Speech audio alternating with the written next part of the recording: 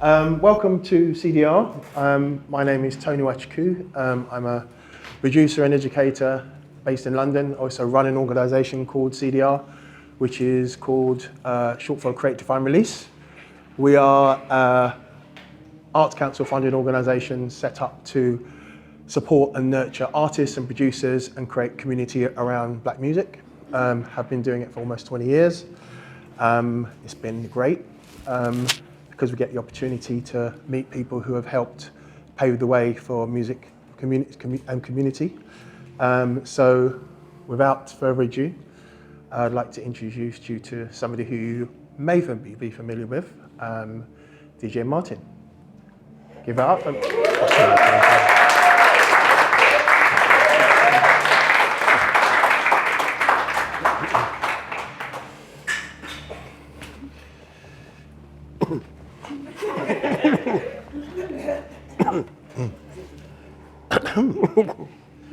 How are you, sir? Okay. Thank you. So, for me, the main thing I want to get from today is this idea that music is part of us. And part of being, particularly when it comes to black music, a lot of black music is based on community and people bringing people together, whether it's working on music together, whether it's creating spaces for people to develop music together, but ultimately it's about community. And a lot of what you've done has basically forged that in your own way. So before we get into the kind of on the music side of things, I want to know a little bit more about you. So tell us what it was like growing up for you.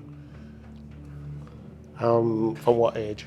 From say, early teens, say. Steady away. I mean, I always liked music. My brother was a big, what you call soul funk sort of guy, my older brother. So I kind of got into hi-fi's music through him, really.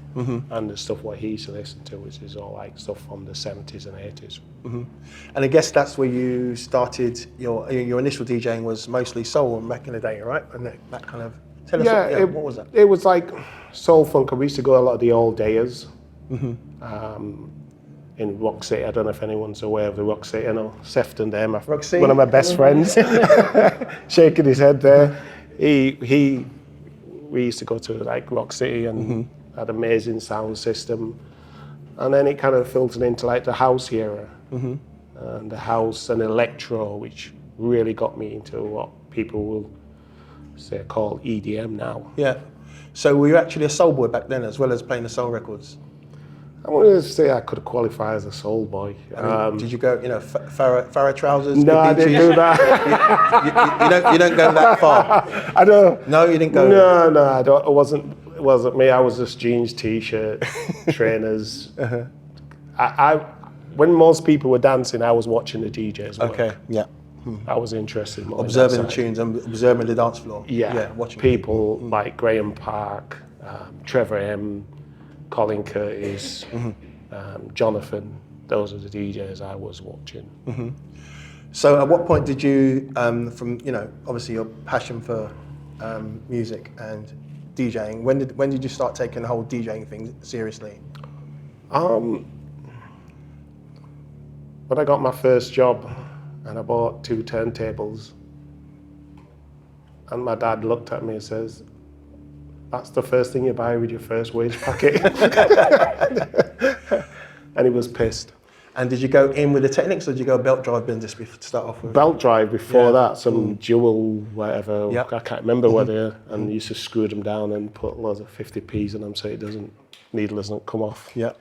So that was it. And I was just like a bedroom DJ, just trying out ideas, and then I got a few gigs in town, and then it all kind of started off from there, the warehouse and where I used to go all the time, and just looking at Roy Archer, one of the, I think one of the, in my opinion, Leeds' the best DJ ever. Okay.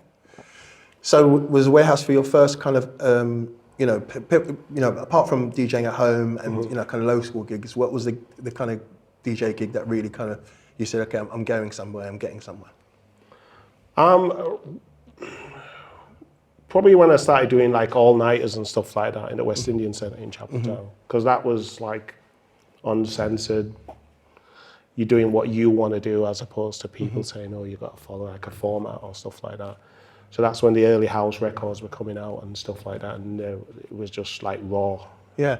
I mean, tell us about those days, because I think, you know, also in Leeds, but also in other places around the country, the whole idea of a community centre, a lot of the time the kind of Afro-Caribbean community centre was a place where obviously, you know, by day it was where families obviously had parties and birthday parties, but by night it was actually the place where a lot of great music was, right? Because I guess in town it wasn't such. It wasn't the same.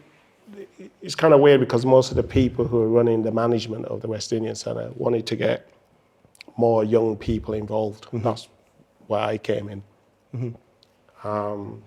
Not just about banging dominoes. And Yes, I was going to mention that, so they wanted, that's an important part there, right? Do you know what I mean? yeah. But they wanted some. So that's where these all-nighters came off, which is a kind of like a spin-off from the all-dayers we used to go. And then I was already doing like parties down at Spencer Place, like house parties and stuff like that. So it was just a natural thing into that, and start bringing in DJs and stuff like that. And can you give us a kind of, what kind of records are you playing? You know, what were kind of like dance floor bands for you back then? Nitro Deluxe, Okay, standard. Adonis. Yep. Nowhere Back. Yep. My partner in crime over there, Mari, loves to play. Okay. Sick DJ over there.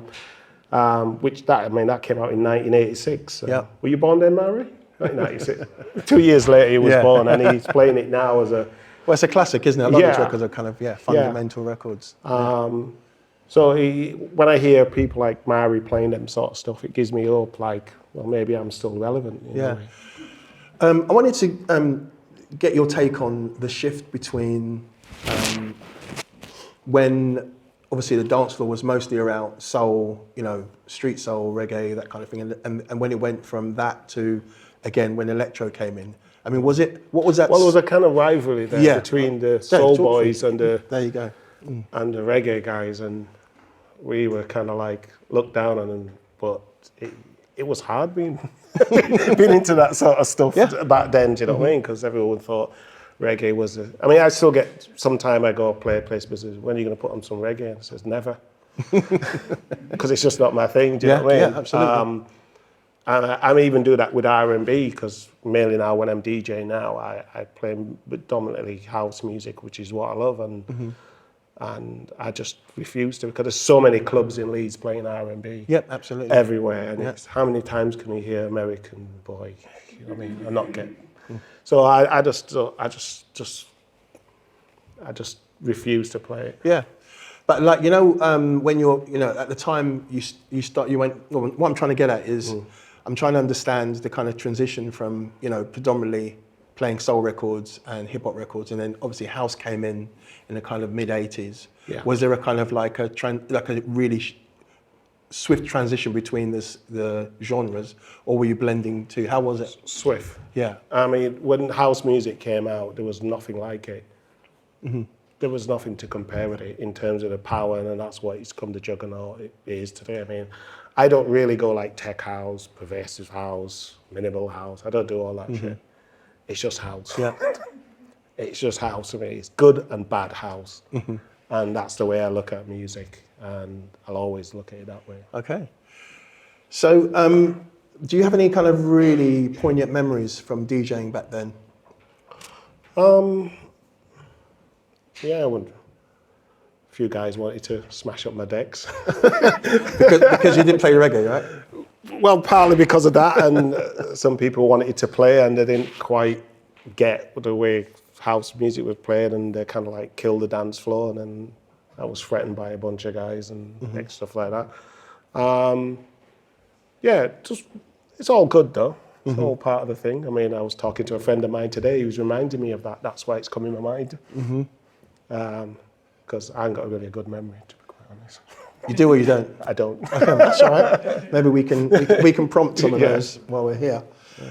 So, at what point did you go from playing music, particularly, you know, when at the emergence of, you know, house music in the UK?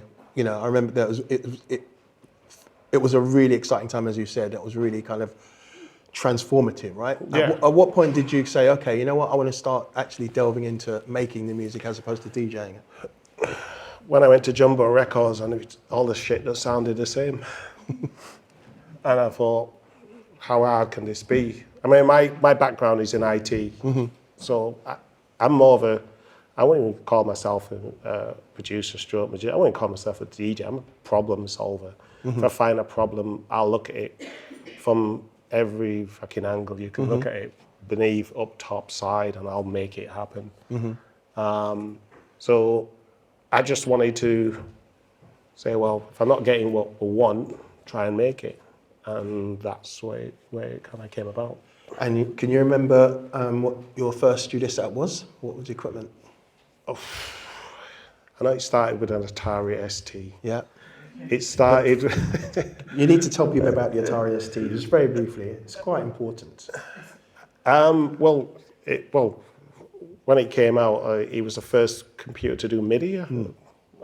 If I'm correct me if I'm wrong, you nerds correct, out there, yeah. And we're running a software called Cubase. Yeah, the crack classic, right? Yeah, I used to do loads of crack CDs of software for people. These days I buy legal software. But you know what, the crack copy of Cubase went a long way. I think a lot of electronic music has a lot to thank for that particular copy, for sure. Yeah, so I mean, the studio set, what I can remember, is just like I had a Kawai K1 Casio sampler. Yeah, the FZ one, the rack or the keyboard? Yeah, the rack one. Yeah, so FZ10M I think it was. And a DAT machine borrowed off Warp Records. SH101, yeah. There was a Zen keyboard, I think it was bought from Big Deal, which is a second-hand shop for those of you who remember Big Deal.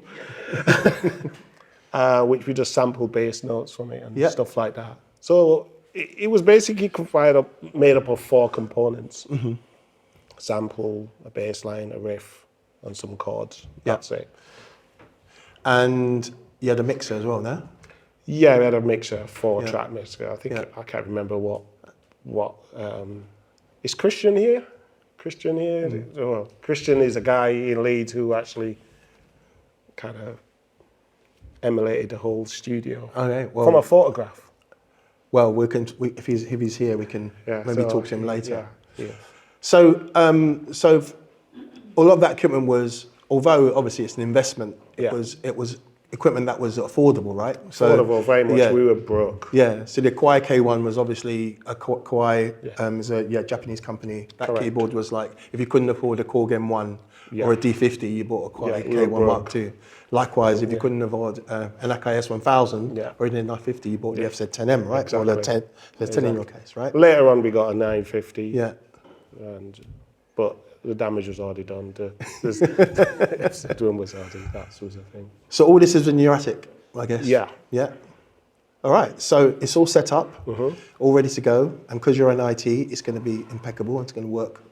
MIDI cables are all plugged in. Yeah. Then what happened? Just started messing around with tracks. I mean, the kind of approach. I was going around to other DJs who were doing a lot of stuff, like the Lead Mill in Sheffield, Hacienda in Manchester, taking down tracks and playing them at the warehouse. It's like LFO, you've got the Leeds warehouse mix, because that's the mix we did, what actually we used to play in the warehouse. So it was trial, and if people were dancing to it, then we go, yeah, there's something there. If they're not, fucking can that, move on. I'm not one to dwell on, some people just play a drum loop and keep playing it over and over again and say, what do you think? Sounded like the same thing you did yesterday. I don't do that. So it has to work straight away, otherwise it just gets canned. Yeah.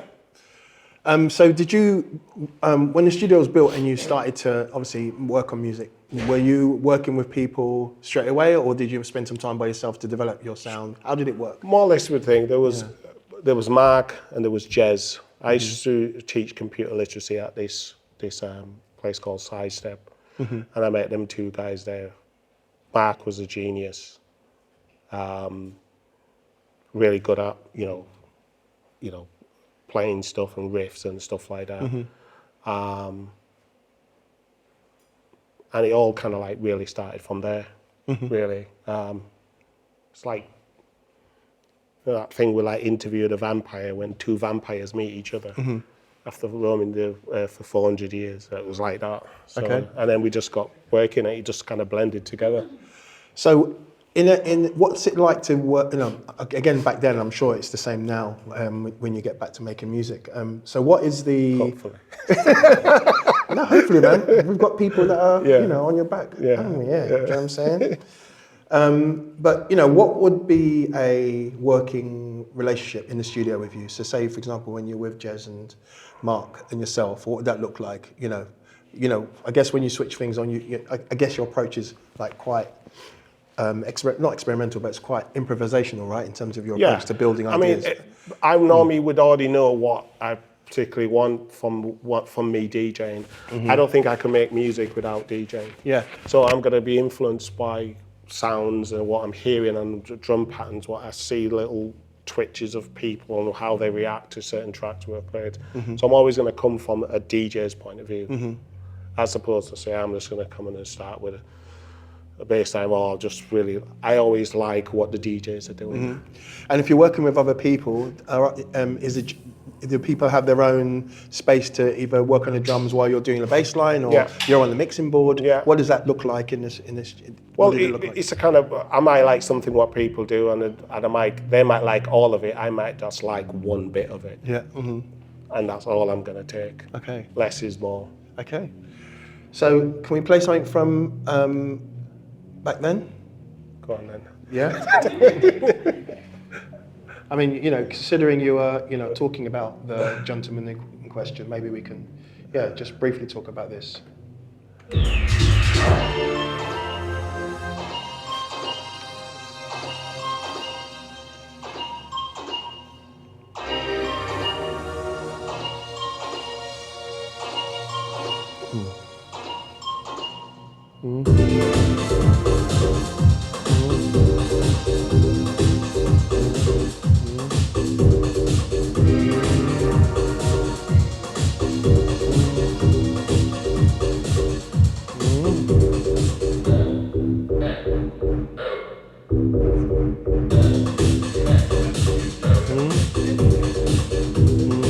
This is shaking. Yeah.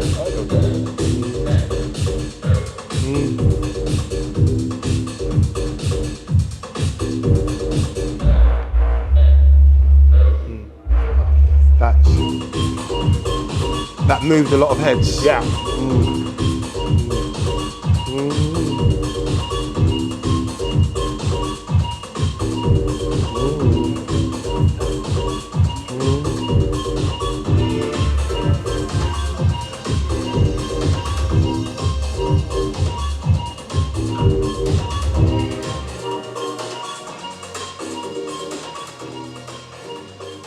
Classic. Yeah, I mean, that track, Craftwork was a big influence in that track. A lot of dub music. I know I don't like reggae, I take that back. I love dub music, but I Sonically, you love it. Yes. Not sonically, yeah. And that basically was the main influence on that track and how that came about. I mean, I listen to it now. I haven't heard it for ages, 'cause I don't really play it in my set. But yeah, it's pretty cool. Isn't it? It's all right. Yeah. Don't you think it's the right tune, isn't it? It's all right. Some people like it, People don't. Turn up the bass. And I guess, so in terms of the composite parts, that was, obviously Kwai, signature sounds from the Kwai K1, right? Yeah. And then the drums, were they actually from a drum machine, or were they sort of samples? That was a sample of the track. And again, I guess Probably it's more than likely a house track I was playing at the time. Yeah, and it's also great to remember because obviously the role of a sampler was hugely important, right, back then. You know, Yeah. we can obviously nowadays we can have, you know, there's a million kick drums you can get online and Yeah. you know, or Reddit threads or whatever. But Yeah. back then to have like drum sampled loops, particularly if they Yeah, were, that was a power. yeah, that was a big thing, right? Big thing, Yeah. a big, and also with the sampler, it was only 8-note polyphony. So a lot of the arrangements, me hearing that again now, it shouldn't have been like that. But because we ran out of polyphony, it took out a lot of the zaps. Yeah. And people thought it was arrangement, but it was a mistake. a creative mistake. Yeah, what does Microsoft call it? An undesirable error. Which made it, people thought that was actually purposely done, but it wasn't. Yeah, but it's also that thing where, you know, limitations were actually, you know, can be a good thing, right? You know. Yeah. Yeah. I mean, I don't think anything would have come out the way it did without us not having all this. Like, if we had all the best gear, it would have never come out like that. Yeah. You know? So can you remember how long it took you to make? I think it was done within the hour. 60 minutes. Done within the hour. 60 minutes. 60 minutes, done. Sample, bomb, everything. The LFO was from my daughter's Texas Instruments Speak and Spell. That was it. Did she get writing credit? No. She's still bleeding me now of all the money I have. I mean, it's super amazing to know that it took an hour because, of course, you know, particularly for those of us who are music producers in the room, you know, a lot of the time tracks can take a lot longer than an hour. Yeah. You know, and that's just getting the kick drum right. You know. Yeah. So I But think the kick drum had nothing to. We had no getting the kick. It was a sample. Yeah. It probably took longer than to cut the record down in Townhouse in London because the bass was that loud and it was running into the other grooves for the vinyl. And the guy he was on this kind of Flash Gordon type big knob things, and he was like, it was good.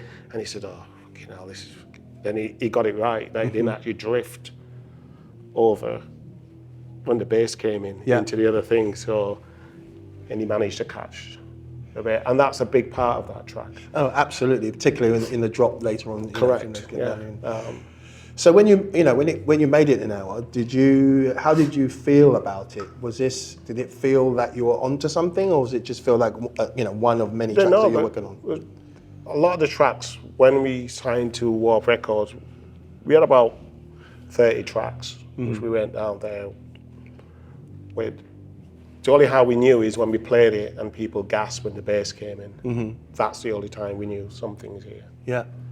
Not instantly. You never know anything about a track. You might think it's going to be great, but you don't know until you actually play it. And you know, when you were actually making the track, in terms of your role in the project, you know, when you were writing it, did you consider yourself a band member, or did you see yourself as just somebody of service to, Mark and Jez? It's just some of what we did. Do you know what I mean? I didn't really look. I am, and still now, I like to think that I'm underground. We just do things for doing its sake. I mean, like me and Sarah are working now, we just do things for doing its sake. One thing what I always kind of like with Daniel Milley and Depeche Mode, they never had a contract. It was just like, we're just friends, we just make things happen. Yeah. And if I'm around comfortable people, I'll get things done because you can keep momentum. And that track was just done on momentum. We're just trying out loads of ideas. That's right, let's try that. Okay, we'll record that, put an arrangement to it. And like I say, it took us longer to arrange it, to make it, because we're running out of polyphony all the time. So we were trying to get around ways of doing that, or shall we just record that separately and then merge that with that?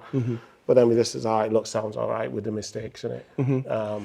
But considering the record, it was, you all really enjoyed making it. And it was obviously well received before it was released because you were obviously DJing it and playing to people.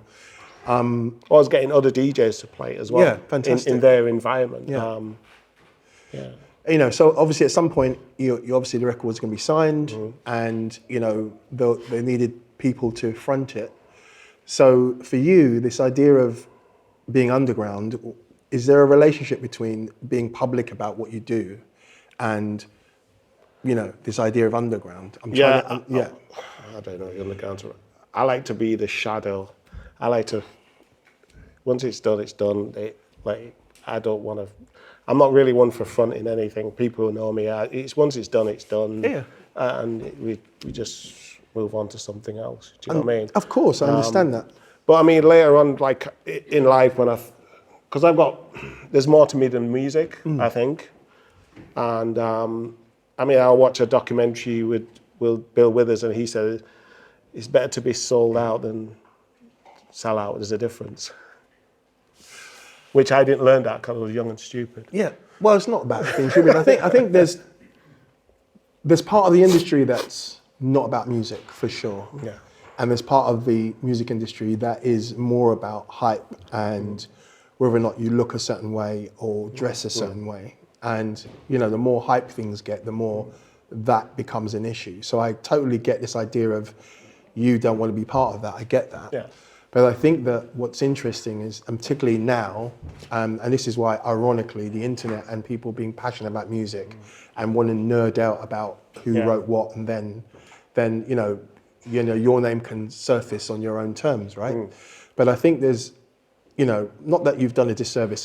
That's not what I'm saying. I think there's something about owning what you've done, you know, and it's about, you know, almost like the approach you've taken is quite interesting because you've kind of not taking responsibility for what you've done, but it's almost like that's also cool because it's almost like this is me. What? I'm so good I didn't even put my name on it.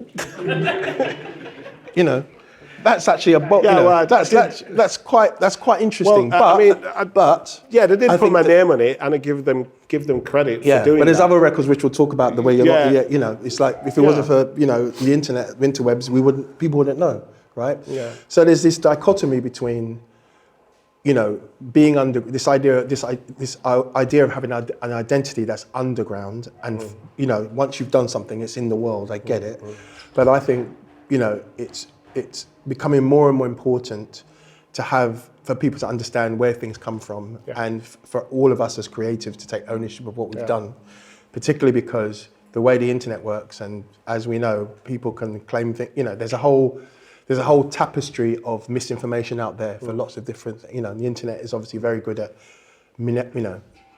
manipulating truths, and there are people out there who will manipulate truths. So I think it's more important than ever to state, you know, particularly if you've made an impact on the world, whether you consciously or subconsciously, it's important to claim what you've done and make a stand for what you've done. I guess what I'm trying to say. Yeah, I mean, I get that.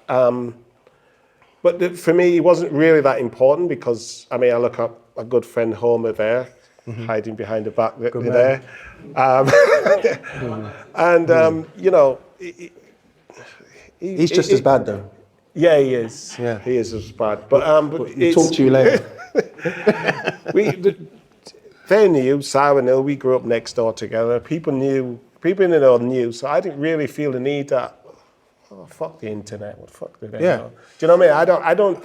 But when records blow up and certain people are on the cover, and people would just focus on what's on the cover. Yeah. And there's only certain people who will actually look at the detail. There are only certain people who will look at the credits. Yeah. I guess what I'm trying to say. Yeah. But I think Matt wrote a really good book, and he's kind of like, it's a good little thing of what happened. And yeah, it's there. It's there in his book. Buy Matt's book. Make sure you buy Matt's book. You know what I mean? What's Matt's book called? Matt's, what your book called? Join the Future. Join the Future. Yeah, we're gonna. Absolutely. Yeah. We need to chat anyway. So. He knows more about this. No, stuff. Absolutely. No, he's been And fundamental. there's Christian behind there. He knows more about this stuff than me. You know, so I suppose the thing I'm saying, no one cares about the Egyptians, but there's people who go on archaeology who document these things. That's good enough. No, I never absolutely. talked to an Egyptian pharaoh in my life. No, I hear that. I mean, I think what I'm getting at, you know, before we move to the next track, I think there's an ironic freedom from just making music and putting it out there, and it does what it does, and you don't have to deal with any of the bullshit. Yeah. There's something really beautiful about that, you know. But at the same time, if you create beauty, it's important for people to know where it came from. I mean, the reason why, hence, I'm doing these sort of stuff, or this stuff, is one Sarah and Bailey, Sable. You know what I mean? I like the stuff what they're doing here. I think it's ultra cool. Absolutely. And I didn't even hesitate when he asked me to do it. Yeah. Not because of me getting exposure, because I think here is a really cool place, and I think people just need to support here. Do you know what I mean? Absolutely. That's why I'm here. Do you know what I mean? So, should we hear something else? Yeah, go on. You sure? Positive.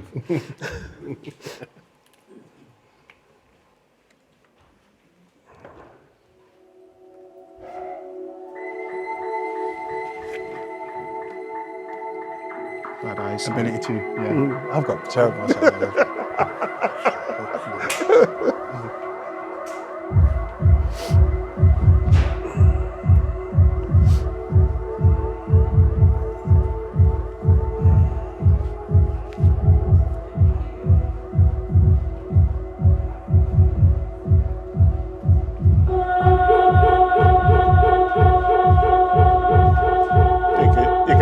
Influences yeah, there. Exactly. Yeah.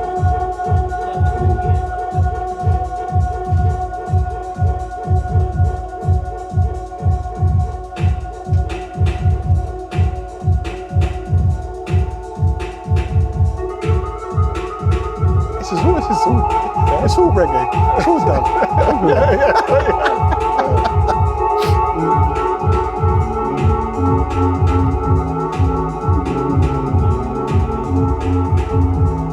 David Duncan.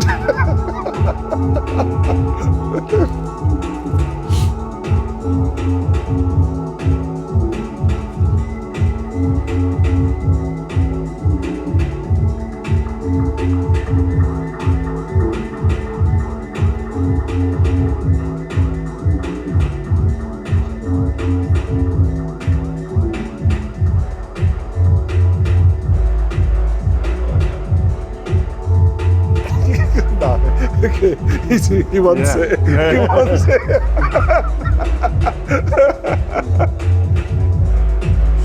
He wants it.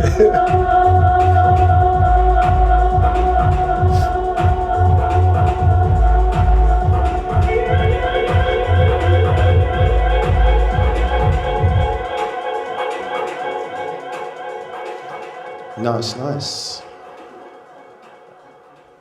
I can see Mari behind there wanting a copy of this. So what track was that? Yeah, Mr. David Duncan, Ability 2. He was a... Where was David from? Leicester, isn't it?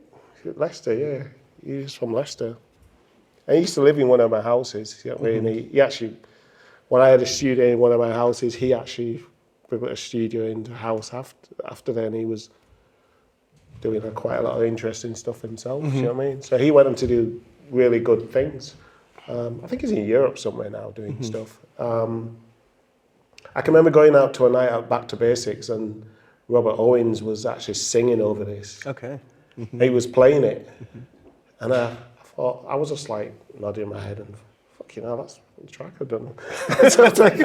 So I went up to him and he spoke to his manager and he was like, oh yeah, he loves it. He plays it in one of his sets, which was to say he's one of the guys who influenced me in the original house stuff. It was an honour for him to actually playing something I was involved in. You know? It was cool.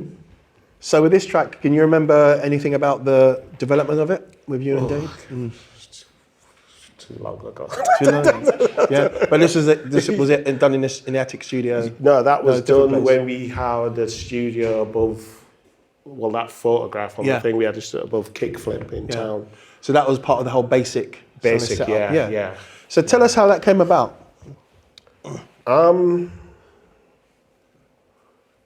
Left Warp, ended up there working for Crash Records. Yeah. They decided to create. Pause right there. Mm-hmm. So why did you leave Warp? Because I thought they were whack. I didn't want to be commercial how I thought it was going. I didn't really believe.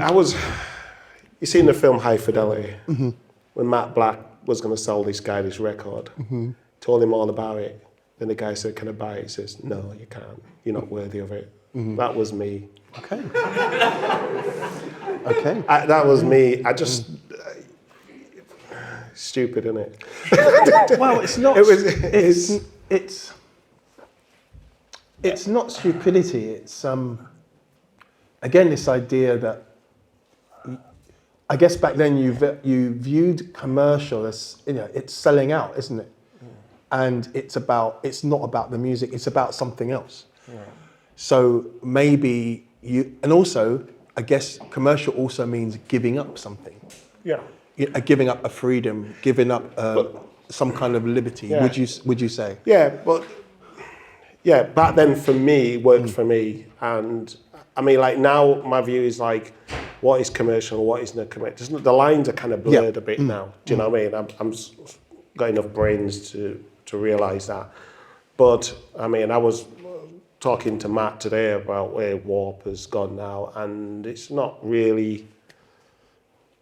Maybe I think I was right in that decision. It's not what it used to be. It's not where it was founded from with Rob Gordon and all the stuff and all the early stuff what came out. It's kind of lost it's diluted. That's just my opinion. Do you know what I mean? That's all right. And I don't even really listen to any of the stuff. I don't really dwell on anything from the past. I'm always kind of looking to the future to go on to new things, not only music, but just new things in my life. So I think my decision was right. I don't regret it in any way whatsoever. Of course, that's fair enough. I mean, so you left Warp, and for Warp you set up Basic. Yeah, so tell us about how that came about. Well, you worked in a record shop. I started working in a record shop, buying imports, selling them, and it was just a natural progression. Oh, we'll set you up with this label.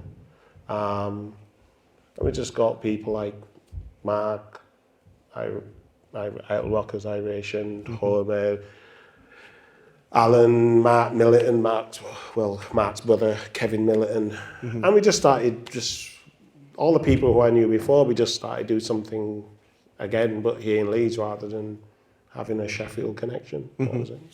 Simple. Yeah. But it was kind of short-lived now, right?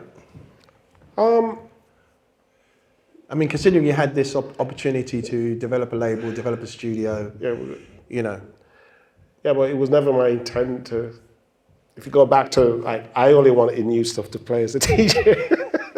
I've never, how much food can you eat? Sarah would tell you, she's always on my case to do stuff, right? I'm not really, if you got it's done, it's done. What need you, it's done. I didn't really need, like I say, ability to went on. He's still doing music. Is he still doing music, David Duncan? Yeah, he's still doing music. So it wasn't short-lived. Yeah, but the label was. I mean, I guess the entity was short-lived, but obviously it's mutated in different things. But I mean, for you, it was something that I got other things to do. Of course. Again, with that, there were records that you were very much part of this being included in that, and where you weren't so interested in being associated with it, right? Although you were very significant in its creation, both in terms of composition and in terms of the final product. Yeah, I mean, but once it's done, what more do I need to do? I mean, I used to do this night, and we got like Gwen Dickey to come and play, and she's been playing these same songs for a million years. I can't think of anything more weirder than playing car wash for exactly. yeah, that's a classic. And it's a classic. But it's a bit like James Brown having to, Yeah. may he rest in peace, having to play Sex Machine every time. Absolutely. It's what paid the bills to a certain It extent. works for right? some people, Yeah. but for me, it's done. I wouldn't really want to. Once it's done, it's done. It's. Don't here's the when thing. artists die, don't Yeah. make more money out of their music. Well, I guess it kind of. Matt actually thought I was dead. Do you know that? No, I was told you were dead. Oh, right, You're okay. told there's a difference. Yeah, I was told. Yeah. But here's the thing. I mean, and again, for those of us who make music or write or something, there's the process of making it, right? Yeah. But once the fader is down or once it's been mastered, to a certain extent, that's actually the beginning, because we've lived with it as artists and producers and composers for a long time, and you've obviously made this thing. But then once it's out in the world and released, it then has a life of its own. So it's almost like not a rebirth. Do you know what I mean? So I get that. So by you saying that I'm done with it, it's almost like you're done with it when it's born. Yeah. That's what my dad did to me. Once it was done, it was done. Fair enough. Yeah. It's like, have you ever seen March of the Penguins? When the Penguins done with the kids, that's it. I used to say to my dad, I'm under pressure. He used to look at me and go, yeah, pressure makes water go uphill, and just walk off and leave me there stunned. Okay.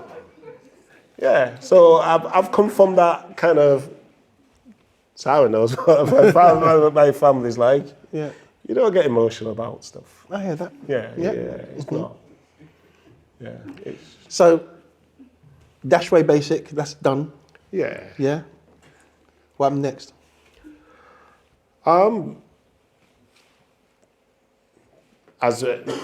For me, I just went back into IT. I got involved in professional boxing, training fighters, sanctioned violence. And I trained champions. Yeah. And then I've got back into music, DJing. I gave that up because I got bored of that. And now I'm DJing. I've been DJing about 5 years. And slowly getting the bug for actually doing something again, probably, with the help of Sarah. Good.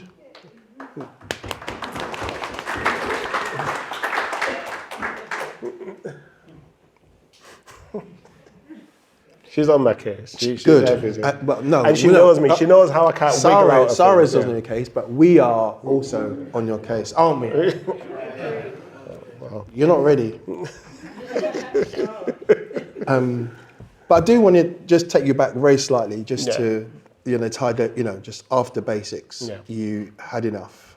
I just want to understand what that is, because again, for all of us who are creative in any stretch of imagination, it's like you take the highs with the lows. Yeah. Highs can be obviously whether you release a record or you get a review or you get some streams or you sell some records, but equally the opposite is obviously if people aren't into what you're doing or you lose money on a record, et cetera, right? But we kind of are used to kind of taking the highs with the lows. But of course we all have thresholds, right? Where we go, you know what, it's enough. But it feels to me that so early in your career, at a time when obviously you're navigating what it's like to release music and connect with whatever the industry is, you kind of like, you know what, I'm bored, I don't want to do this, man, I'm done. So what was the thing that, what was the trigger for you to say, I'm done with this, I'm out? Probably not working with people you're comfortable with. Okay.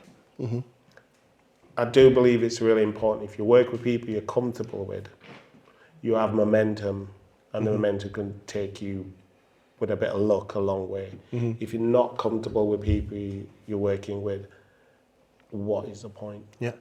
But, so you weren't into working with yourself or just doing solo projects or whatever? No. Okay. I was too busy watching sci-fi reruns of Land of the Giants, Voyage to the Bottom of the Sea, reruns of fucking Games of Thrones. I could go on and stuff. There's so much stuff I wanted to watch and so much stuff I wanted to do, and it takes time. I mean, who wants to spend all the time in a studio night after night? People do. I know. I used to be that person. I used to be that person, just wasting my life away, just doing things. But if you're around comfortable people, you will do. Then time goes really quick. Yeah. But I mean, I guess what I'm trying to understand is. Well, put it this way, I know people who are still working on tracks now for 20 years. Yeah. I'm a lying homer. Same track, playing the same stuff and going, what do you think of this, Tony? You go, sounded like 10 years ago. Do you know what I mean? There's no... I think sometimes people need to know if the vessel's empty, it's empty. You can't just keep trying to drag something out of it. Like now, I'm pretty excited about music out there in general. Not because I really, I was looking for it. It found me. Music again has found me. So And how did it happen? Just by how did that happen? Was it by listening, by just... Because I started DJing again and I thought, what the hell am I going to fit in with these things? And I'm looking at where do I fit in? And, like people like Mari there, who he don't know how much he influences me. I think he's a cool guy. I think he's a very talented DJ. He's going to be releasing stuff as well. And I just think, when I see people playing stuff and I think, yeah, I'm into that. I think, well, maybe there's room for me. I mean, Jashan there, where's Jashan? I don't know. He's there. I mean, Jashan's like, how old are you, Jashan? 24? 25. 24 when I met him. He wasn't even born when his stuff was out, and he knows all about this stuff. Do you know what I mean? So, I mean, yeah, if they want to get involved in this scene of, I'm willing to be, there's a purpose then. And it might evolve into something like, me and Sarah joke, like 3.0 or revisions of whatever, because there's a lot more better technology out there to make music. There's a lot more avenues, but to navigate it all again with all these stuff like streaming and Bandcamp and all this stuff, I leave that to Sarah. She can do all that. I can just make some and see. Be in the studio. Yeah, I can just do something very quickly. If it happens, it happens. I can play it out. I'm playing like 7-hour sets twice a week. It's a long time for me to think, well, where do I fit in this music? Do I ever fit in here? I don't tell any of my friends, some of them are here. I just go and play. It's not about them. It's about me just finding myself and how I fit into this whole music thing again. And then see where it goes. But maybe back then, let's get just to hark back to when you stopped. Maybe it's because you felt you didn't fit in. Maybe it was about the fact you didn't feel you fit in. Well, it could have. Well, you didn't want to work with. You wanted to work with other people. You couldn't find people to work with. Yeah, I mean, I worked with some good people, very talented. Homer's one of them. Yeah. Very talented. You know what I mean? Just loads of people. I see Paul over there, Mr. BT over there, trying to keep quiet. Do you know what I mean?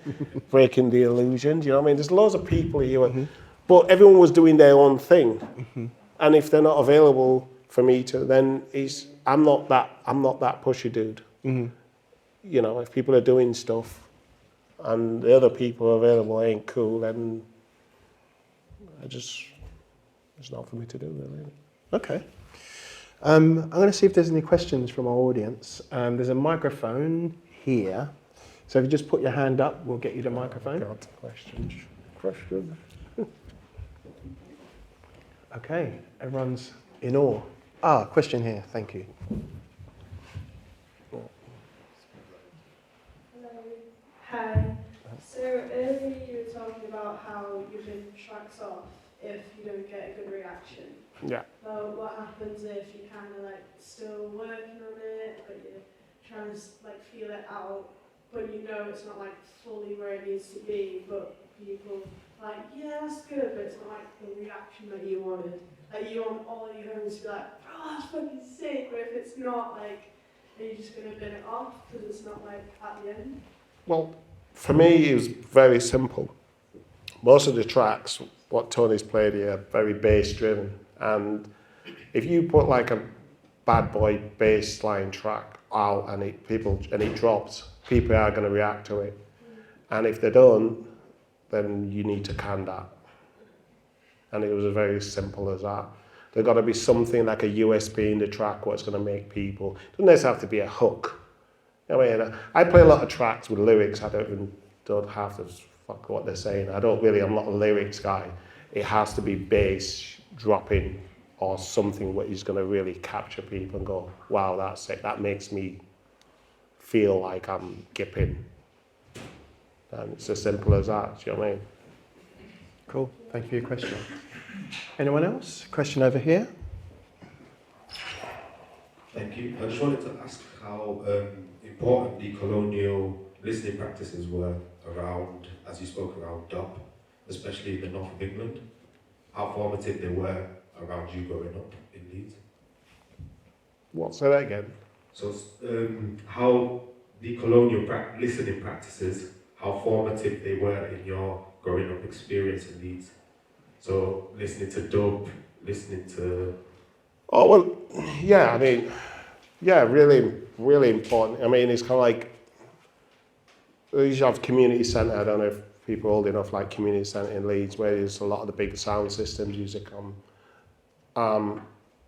If I'm driving to London to see my mum, I'm normally playing dub music, even to this day. I rarely play any house music or stuff what I've been doing, or any mixes what I put up on Mixcloud. I like dub music, I like heavy bass. Anyone who's been in my car knows I just like that thing. So electro was a big thing. I love a lot of electro. Heavy bass lines over electro, Craftwork, blah, blah, blah. Like now influences, I like a lot of the piano stuff. I think that's just, it gives me the same feeling that when I first heard my first electro track. And I love the way it's marketed. I love nearly everything about it. I think it's slick music, and I think people should support that music. I think it's cool. Another big influence in me in this new era is Kate Trinada. Kate Trinada, I heard Kate Trinada and I thought, maybe there's room for me in this DJing thing. Yeah, I think Kate Trinada's sick. You know what I mean? I'll just love everything what he does. I love the style of what he does it in. Yeah, there's other people who I've heard, but those are kind of people that stick in my head. Cool. Thank you for your question. Question at the front here.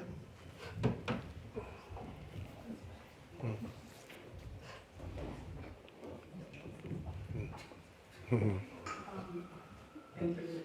There was like, I feel like I have like a lot of thoughts that you gave us like a lot to chew on. Say that again. I feel like you gave us like a lot of things to chew on. I have like a million Okay. questions. But I guess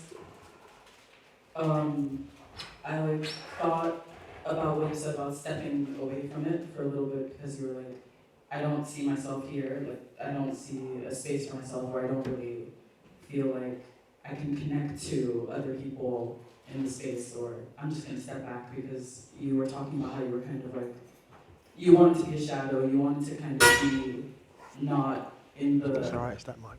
I guess not in the spotlight. Like that was a big part of how you worked, was that you wanted to solve a problem, you wanted to... Is the mic is alright? Oh, Sorry. you wanted to make something just for the sake of making it, to get that spark out. But how do you feel about, especially with house music, where like there is a lot of like blackness in that genre, or there is a lot of ways in which black artists or black producers are kind of now erased from house music when people talk about house music. So when you did step back, did you kind of see that erasure happen in real time? And like when you think about what it meant to take that time off for yourself and then come back, do you ever I guess have mixed feelings about, like, you did it for yourself, stepping away from the scene for a little bit, and you don't really want like glory. You don't want, you don't need your name to be like plastered all over like this kind of history of this music. But do you think about like what it means to have been like a producer in that space, or what it meant to like be a black presence in that space, and how now that people are kind of thinking about house music again, talking about the history of it, like, do you feel like erased, or do you feel an erasure, or do you have just, any feelings about that? Yeah, I mean, I can only speak for myself. Do you know what I mean? I can't really speak for anybody, but like a lot of the people I've worked with have gone on to do far better than me. Well, so when I say well, for other people, like probably financially, whatever, la la la. I've never been involved in music for doing that. Do you know what I mean? So it's good. It's good for them. I'm honoured to be here tonight. That people actually are taking interest in what I did. God knows how many years, 30 years ago. Do you know what I mean? And I think eventually the truth always comes out on who does what. And even stuff, if someone's going to write something about you, I mean, Matt tells me he's writing purpose, he has to collaborate with a certain amount of people, then he knows and he takes the thing and that's the truth and that's what he goes with. So I think there's enough people there who know what I've done, know how I've helped them. And that's good enough for me. I think other people want to be famous, want to be, that's just not me. I just like playing music, ultimately. And even now when I'm playing music now, I mean, I use like stems, which I don't know if people are aware of the technology of stems. You can split music up, you can basically do what I was doing in a studio in real time. I mean, you look at people like Fred again who are doing stuff live and stuff like that. I mean, I think that's cool. I mean, I do watch stuff, what people are doing. We're sure you do. But, yeah, you've always been the observer. I do know, and I think that's cool, but it's not to me they're doing it, it's not to me to say, yeah, I want to do that, do you know what I mean? But yeah, I think with STEM technology now, you can mix things live, and then they got this whole, the way people consume music now with like boiler room sets. We never had that shit. Do you know what I mean? Nobody was watching Boiler Room back in the day, do you know what I mean? No one cared. You know, you play a set, it was probably the best set of your life and it's forgotten. So it's much easier now. So what happened then is gone. This is a new era. People are more savvy on social media. I'm shit at social media to say I've got an IT background. I don't. But again, the whole social media thing is again counter to your philosophy of being, being cloak and dagger. So that makes sense that social media is not for you. I mean, I would love someone to do my social media, but it would be pretty boring. But I would love someone. Anyone to do DJ Martin social media right here? All the hands go up. Yeah, Jenna, there you go. That's what I mean. No, I think that. Thank you for your question, by the way. Yeah, I think that I guess, again to your point, I think it's about responsibility. You've contributed to the lineage of electronic black music, right? And people need to know that. Particularly when it's quasi-influential, right? And it's influenced and spawned other genres, other producers. And I think, particularly because the way the internet works, it's important for people to know where things come from so that history is mapped correctly, right? Otherwise, there'll be those who will claim that, you know what I'm saying? Yeah. Do you know what I'm saying? I do get what you're saying. And what you're saying there, Homer's probably said it to me 20, 30 years ago, and I do get it. Mm-hmm. But man, I just want to watch TV. So here's okay. No, you know what? Actually, I just want to. We can watch like anywhere else. I think the good where you're at now, and then obviously we'll talk a little bit about your releases, and your ideas where you're going forward. But I think you're in it's a great time for you, because you can DJ the way you want, and you do, of course, and it's on your terms. Yeah. you'll be able to release music on your own terms. Yeah. Because obviously there's a lot of people around here who love you and are very supportive of you. So there's things that you can just do your thing. Yeah. And there are people around you that can work in collaboration with you or for you or whatever to kind of do the things that you don't want to do. Do you know what I mean? And I also think because of the approach that you've taken, there'll be people who will listen, not just to the music, but listen to your approach with the same, what's the word I'm trying to look for? The same curiosity and not just in the music you do, but your approach that you've taken. The fact that you are just so about the music and fuck the bullshit, right? Yeah. Which is particularly in this time of social media hype and misinformation and lies and hype and bullshit. It's actually super refreshing because we know what we're dealing with you. Yeah, I mean, We know what you were dealing with. yeah, I mean, And actually we don't have to pretend it's about the music. yeah, absolutely. That's it. And I'm fortunate where I'm DJing now. Normally when you play in places, people tell you, can you play this? My remit is play stuff what people don't know. Yeah. And I think probably because of that, I think ideas will come and yeah, we'll probably see something because I'm just amazed by how much good music is out there and people doing really good stuff. And it's taken me 5 years to kind of craft out a little, what are you all about, Mark? And Mark would tell you when I start DJing with he's on the same agency. And, everyone was playing stuff, I was just playing what I wanted to play and expecting to get sacked. And I'm not, I'm still here DJing every fucking Friday, Saturday. And I'm playing underground music in posh bars in town. And I think people can listen like edgy music in those places. It don't have to be the typical chart stuff and all that sort of stuff, do you know what I mean? So you talked a little bit about the approach to production that you're exploring using stems. Yeah. Can you give us some kind of insight into a kind of direction that you're going to go in with the music? Just so that when it starts happening, we can, help support your direction. That's a really hard question to answer because there's so much stuff which I'm mixing with stuff.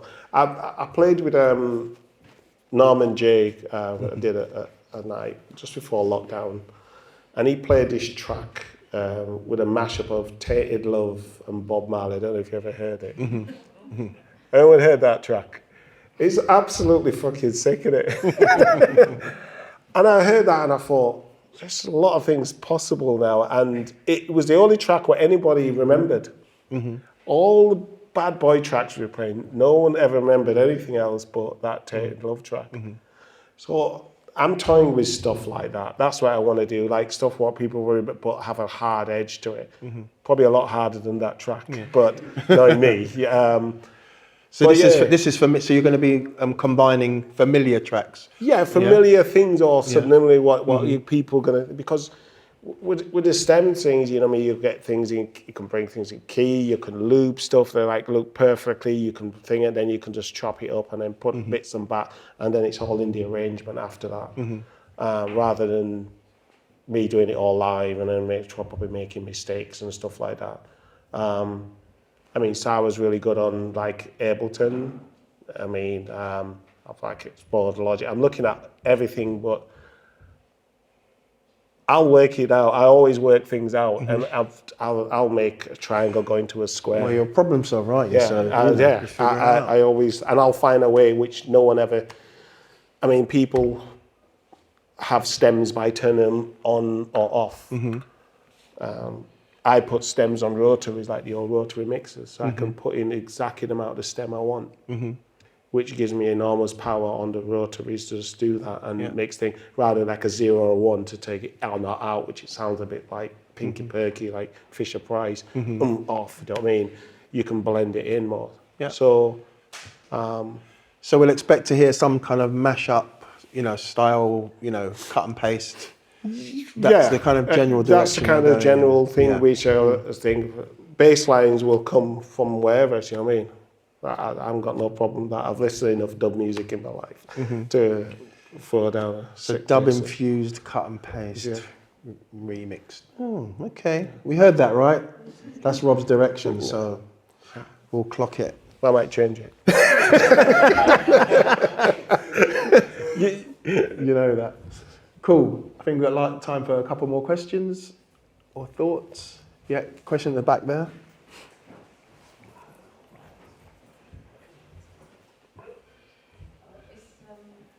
It's not really Yeah. a question, but I think I would never normally say this, but I think there actually is like a real art to like your work, because I think like you said, like in an age of everything so instantaneous, I think like you said, being that underground person, and I think there's an art to also having to search for it, which I guess like Matt did and Shan did as well. Like you have to really, then there's more value in it, and then you finally found like the answer that you've been looking for, which I think when I met you and hearing it today, I feel like it is kind of that key, and listening to like Leeds in general and the background of your music, you can really hear it within the tracks.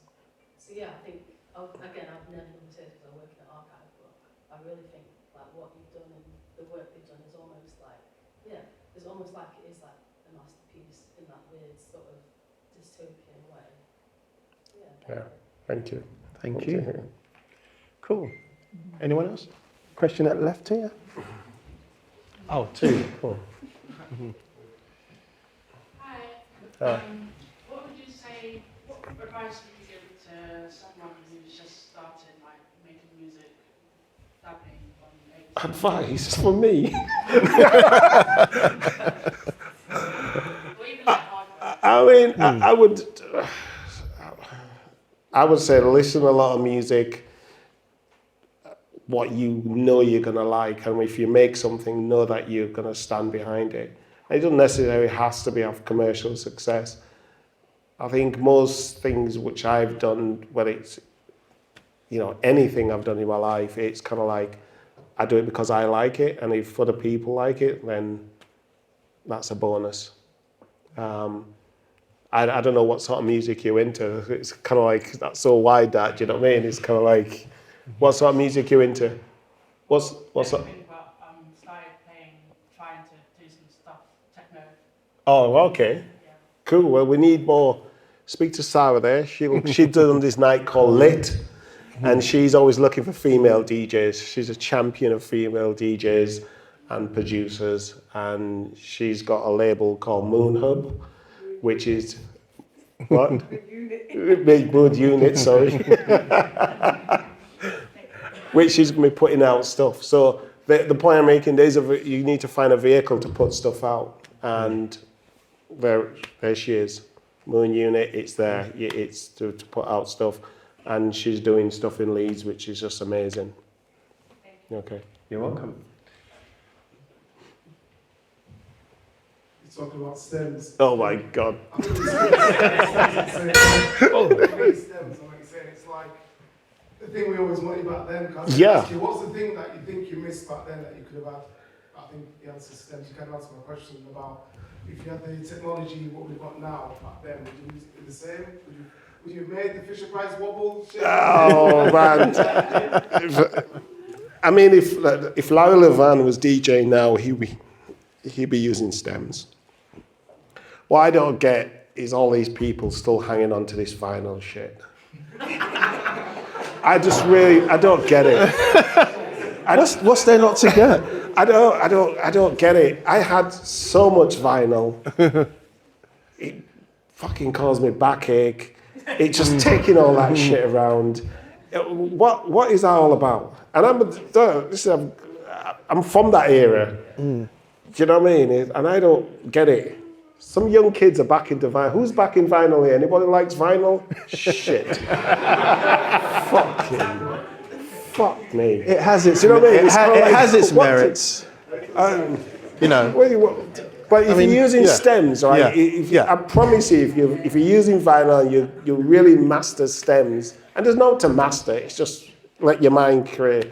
Yeah. Why the hell would you want to go back to it? It's like you got, what's that thing used to be in there? Laser disc. Have you got laser discs as well? Do you know what I mean? That's coming back next year. Yeah. Do you know what I mean? It's like bringing back laser Yeah, discs. yeah. I don't see the point of it. Do you know what I mean? It's kind of like, and I think hardware is going to incorporate stems now, and it just gives you another thing to be more creative, DJing and stuff like that. So yeah, good luck. I've got a trick question for you. Oh God. This is like a whole other conversation, but tell them. So who are you, by the way? Just. Box boy, that's fine.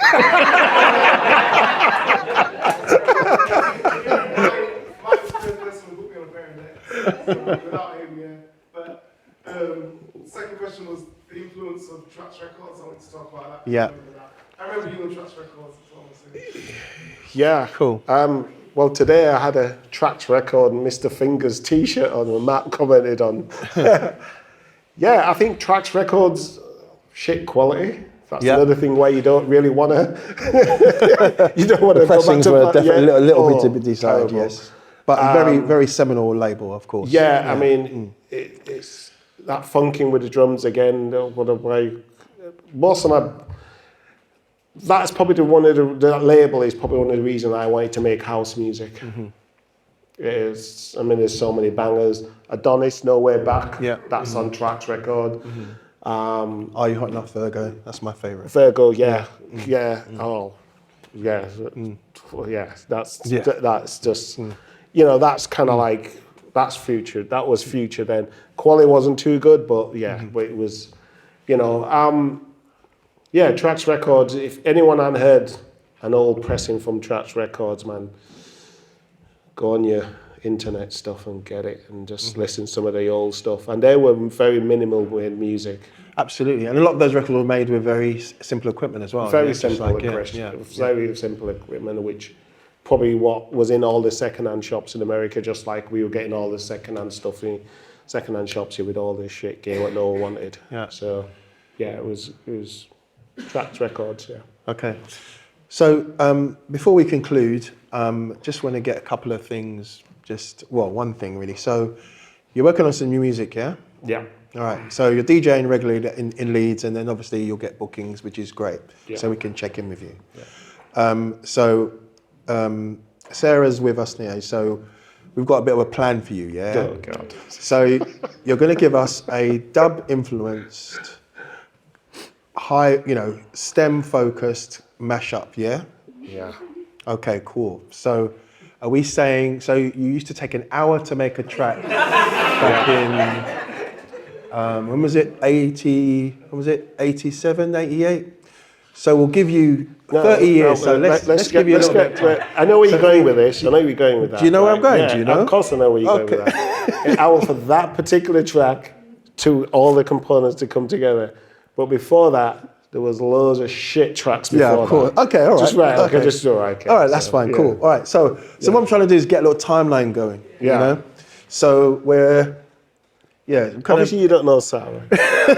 She's timeline fucking good. Right, good. Okay, we're just making it a little bit public. Yeah. Before obviously your WhatsApp threads between you two, we're not really privy to that, So if I make it public now, then it's on you to kind of sort it out. So we're saying February release. I have a question. Yeah. When can we expect the first piece of music? Yeah, where can we? Well, you got the timeline on your laptop. No, see how he bats it all. Well, I'm trying. I've got you. Do you know what I mean? I've got you. So I said February. Is that realistic? February 2024. That is. We'll see. Well, we'll see. I'll tell you the reason why we'll see, because I don't know what good movies are coming out.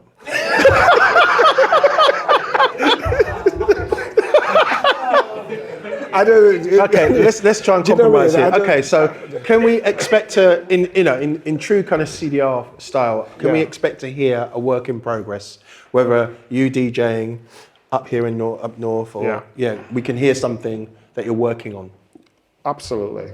Okay, we can agree on that. Yeah. Okay, good. 100%. This time I put you up to that. This time I put you She did it. I know the That vibes, one man. fucking record. Fuck that shit. DJ Martin, thank you very much for your Thank time, you. man. It's been amazing.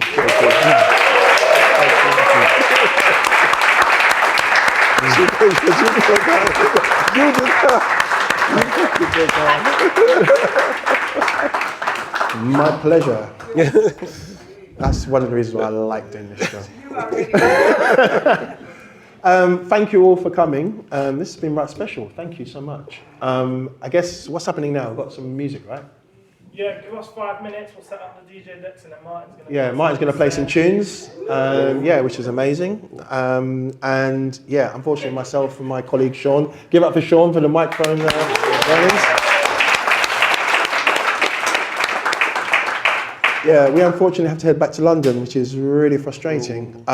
But if you want to know more about CDR, check us out on socials. We're on Instagram at Create Define Release, on the interwebs, createdefinerelease.com. Also, big up for Sable Radio people, man. Yeah, Bailey's big up been to incredible. So, thank you so much.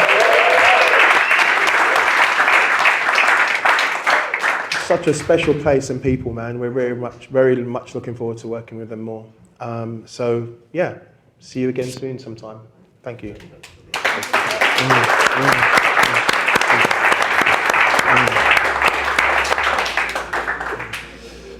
Cool. Thanks once again, man. Yeah, man. Yeah.